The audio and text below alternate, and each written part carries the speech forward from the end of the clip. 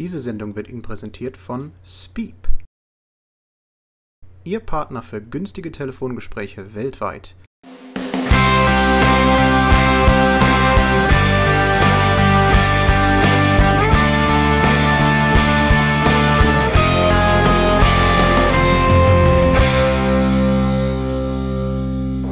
Hallo und herzlich willkommen zu einer neuen Sendung von AhornTV.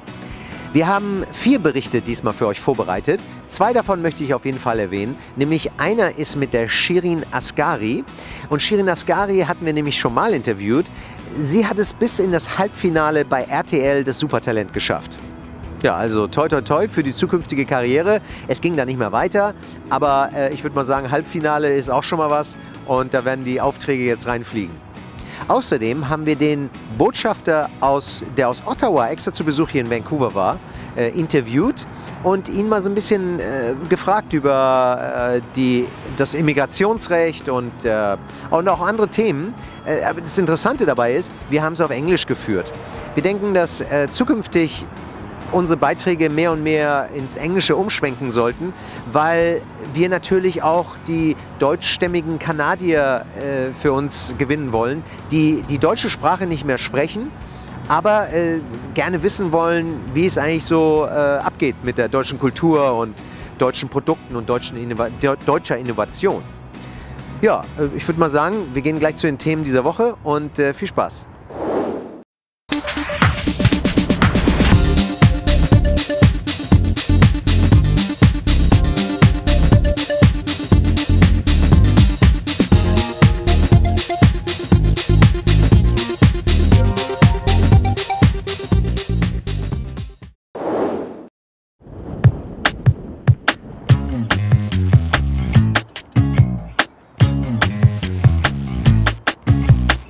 Hello, my name is Werner Wnendt. I'm the new German ambassador to Canada, and this is my first visit to Vancouver in British Columbia, which is of course a very important province in Canada.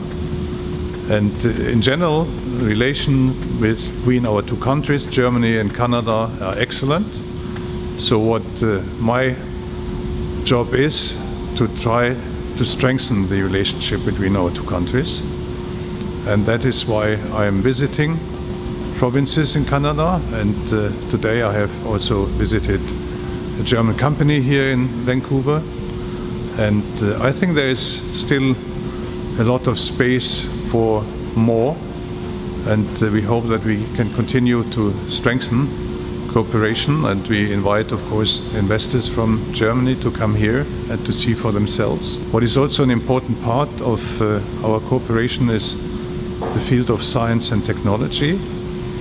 There's hardly any other country outside Europe where German universities, German institutions have more cooperation and programs and projects with than Canada.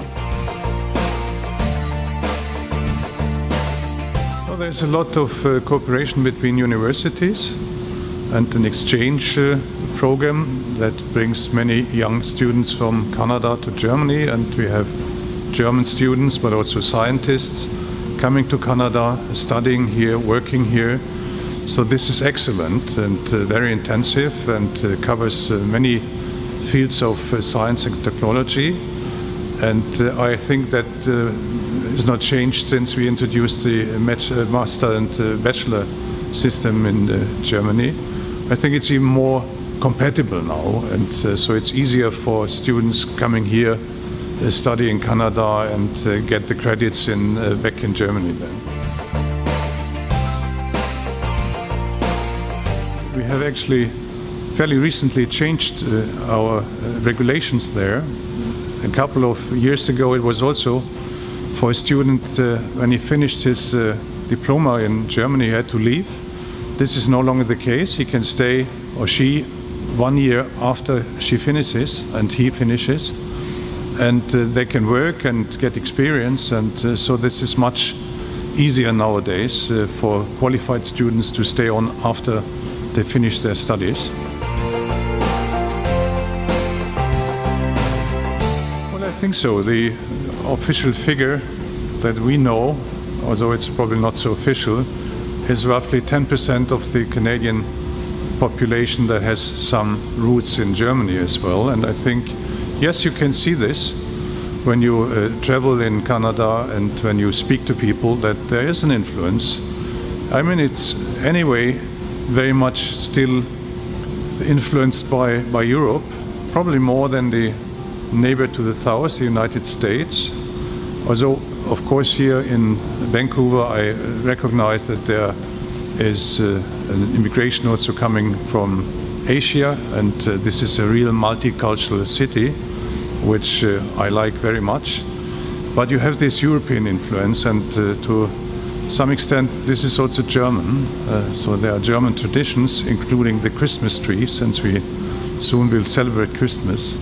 You can feel it that, well, when it comes to certain areas of politics also, that there is a closer relationship between Canada and Europe than is between between Europe and the United States. But this is changing. I think Canada is also changing. Of course, it is a global world we live in, and we have influences from all over. And this is not the case only in Canada, by the way, but Germany has become a country of immigration, and we need immigration in Germany as much as Canada does need immigration to come to Canada, and so we have something in common here also. Well, I think German companies in general, many German companies are very good in green technologies. This is an important political issue, but also increasingly economic issue in Germany. We have in many fields, we have companies which are leading companies in the world when it comes to technology, also green technology. And I do see quite an opportunity for German companies and Canadian companies to cooperate in this field. So yes, there is quite a competence in Germany with many companies, but there's competition on global markets also. And of course, you have to be active to keep the advantage in technology when you get there. And thus a partnership with Canadian companies can of course support this technological edge we have.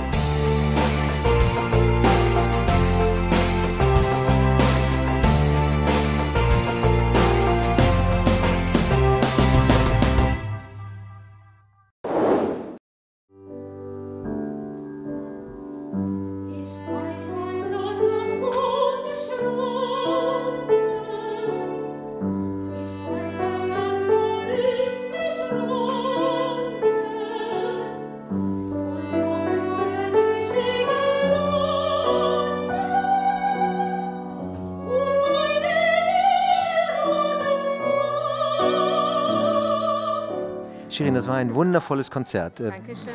Wie kommt es, dass du immer wieder nach Vancouver, dass es dich immer wieder nach Vancouver zieht? Ja, also Hälfte von meiner Familie wohnen hier und die unterstützen mich sehr viel hier, Konzerte zu haben und mit wichtigen Leuten hier von Open House und von ganzer Musikszene von hier in Verbindung zu kommen. Sag mal, du bist doch Perserin. Ich bin Perserin, inzwischen Österreicherin auch. Also ich habe österreichische Staatsbürgerschaft. Wie bist du nach Österreich gekommen? Ja, mit meiner Schwester vor ungefähr 12 Jahren, sind wir gemeinsam hier nach Österreich gekommen und hier studiert. Also dort meinst du? In Wien? Oh, ja, in Wien studiert, in Graz, gemeinsam und und jetzt singen wir als Opernsängerin. In vielen Ländern sind wir.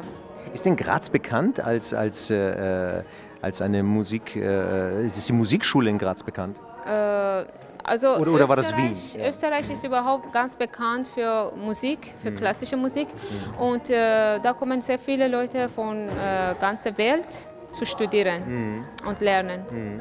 Also du würdest jetzt, wenn du sie jetzt nochmal dir aussuchen dürftest, zwischen der Deutschland und Österreich und der deutschsprachigen Schweiz? Ich bin nach Deutschland gekommen. Nein, ja? Ich mach Spaß. Nein, die sind alle. Das wollen wir natürlich hören. Ne? Ja, also man kann überall lernen. Ja. Aber na klar, ich meine, Österreich ist natürlich bekannt dafür, also speziell Wien. Und deine musikalische Beziehung zu der Opera ist ja, Leslie Daller ist wieder diesmal dabei gewesen. Ja. Wie kommt das? Ist das jetzt so seid ihr jetzt ein richtiges Team, dass er immer... Wenn ich in Vancouver bin und er ist von Opernhaus hier und das ist für mich eine Ehre und auch mit ihm arbeiten. Er ist ein sehr guter Musiker. Ja. Und ja. Und wann wirst du wieder nach Vancouver kommen? Wenn ich in Opernhaus jetzt nächstes Mal singe. Ach so, also du wirst nicht mehr in der Hycroft Mansion? Oder ja, vielleicht dürfen wir das doch? Das könnte auch sein, aber es ist ganz viel möglich, dass ich in Opernhaus singe. Das ist doch toll. Und hast du, so als letzte Frage, wie ist dein Gefühl so, wie wirst du von den Zuschauern empfangen? Hast du das Gefühl, dass sie wirklich mitgehen und das so richtig mitfühlen, was du da singst? Ja, ich denke, obwohl ich auch in verschiedenen Sprachen singe, das gefällt die Leute und man spürt diese Energie von Publikum. Und wenn diese gute Energie von Publikum zu mir kommt, dann kann ich immer besser und noch mehr mit mehr Gefühl und... dann blühst du auf. Ja, dann kann ich mehr musizieren und das genießen. Ja, und das hat man auch gemerkt und es ist wunderschöne Musik gewesen.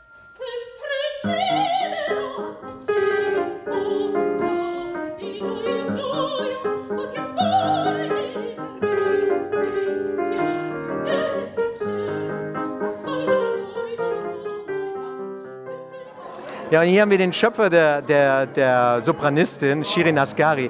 Mr. Asgari, how come the whole family is a lot of musicians in the family? Yeah, because my mother was in art, we have from her. Yeah. Yeah, you yourself play piano or you teach piano? I teach violin, Persian music, Persian. And are you proud to have that kind of... Of course, yeah? I'm proud of them. Yeah, I like music, but she's a good singer, and I have another daughter. She's a singer, Nasrin Asgari. And she's also in Germany or in Austria. In Austria. She's a professor and she teaches in the university.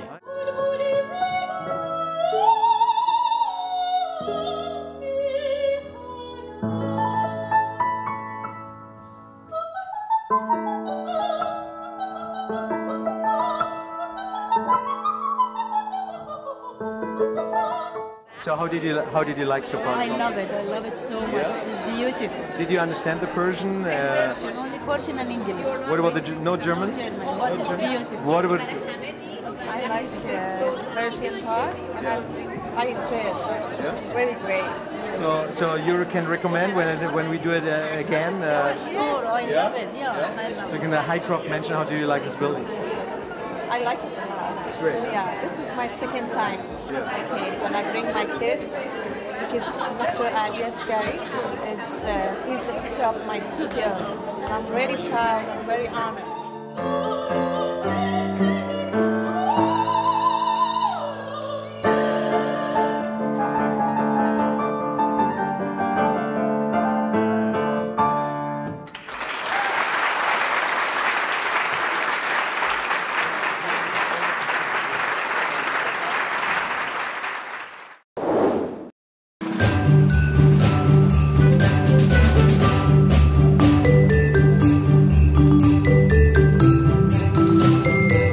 Alle Jahre gibt es ein wunderschönes Buffet für einen Monat lang und Monat Dezember ist mein Turn, auf Deutsch gesagt, mein Tag, meine Kollegen von dem Serendipity Club einzuladen. Das ist ein Verein Deutscher, die lange Jahre in Kanada sind, Geschäftsleute, die sich einmal im Monat treffen zu einem sogenannten Casual Lunchen und wir wechseln von einem zum anderen im Büro des Gastgebers. Monat Dezember ist was Spezielles. it is my turn, so gesagt, und wir kommen ins Hotel, um uns frohe Weihnachten zu wünschen, gutes Essen zu haben und ein bisschen zu diskutieren, was wir das ganze Jahr getan oder nicht getan haben. Das ist nicht ein großer Verein mit großen Plänen und Computers und Statistiken. Es ist ein freundliches Treffen gleichgesinniger deutscher Geschäftskollegen, die sich helfen, wenn es am Mann ist und wenn es sein muss. Und sonst ist es nur eine nette, freundschaftliches Treffen untereinander. Ja, well, Weihnachten, I wouldn't like to be a turkey because you don't live very long. So, Weihnachten, wir essen Gänse und Karpfen, aber leider Karpfen, die sind hier 30 Pfund groß, die kennt man nicht so wie in Deutschland, aber wir haben zum Beispiel Gänse. Wir verkaufen im alten Club Gänsebraten jeden Tag für einen günstigen Preis wie in Deutschland. Aber Weihnachten zwischen Kanada und hier kann man nicht vergleichen. Es ist far zu commercialized.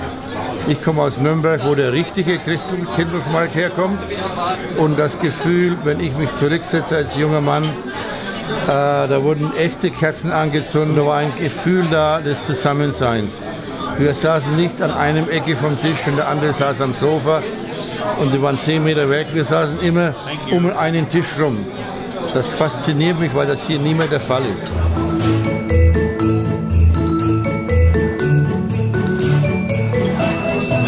Herr Honorarkonsul Liebrecht, schön Sie hier zu sehen in Vancouver. Haben Sie sich schon daran gewöhnt, dass Sie jetzt in Calgary stationiert sind? Aber natürlich, ich kenne die Stadt seit vielen Jahren.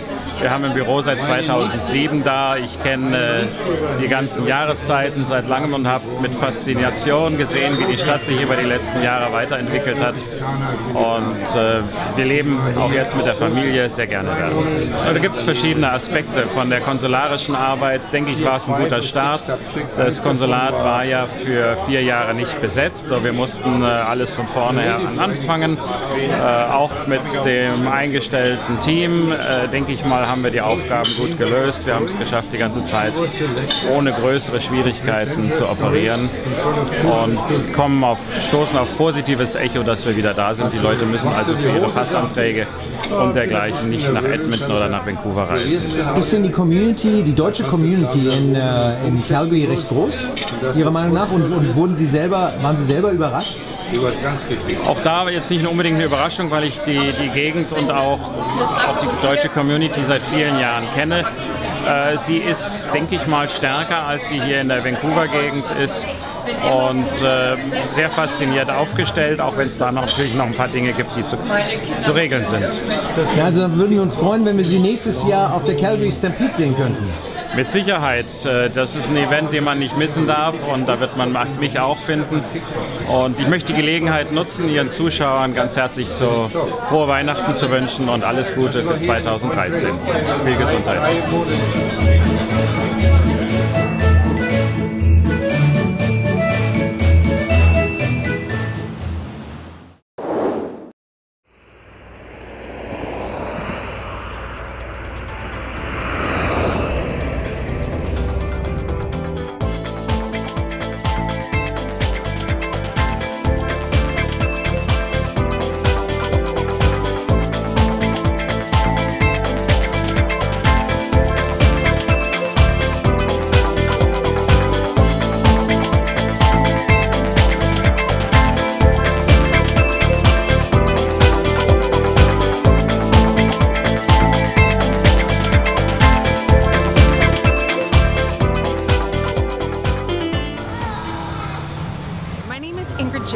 And I am the chair of the board of the Thompson Okanagan Tourism Association, and I'm also Vice President Business Development for Watermark Beach Resort. Thompson Okanagan Tourism is a large region in the center of British Columbia, and the South Okanagan is a young, burgeoning area filled with wineries, golf, beaches, and beautiful, beautiful culinary and agritourism developments. We're standing here at Watermark Beach Resort, which used to be a historic packing house. It was a small community and very rural in nature. It now has turned into this beautiful, well-developed, quite urban in feel environment. We have many, many wineries, first-class resort developments, and all kinds of culinary and agritourism opportunities. The South Okanagan is in the very southern part of the interior of British Columbia. European travelers and American travelers alike, and also travelers from Australia and the Pacific Rim, can come through Calgary, travel through the Rocky Mountains to the north, through Banff, Jasper, and down the North Thompson, where they have amazing national parks, beautiful mountains and hiking and bear watching. From the North Thompson, it comes through our beautiful region through the Okanagan Valley down to the South Okanagan. It's a circle tour that takes you not only through the Rockies, but actually ends up on the coast.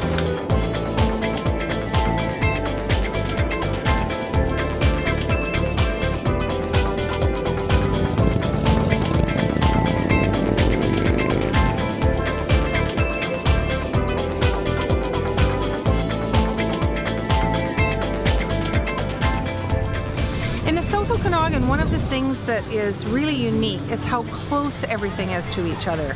So you can have a 3-day trip or a 5-day trip and you really feel that you've been away for a week or 10 days because there's so much to see in between.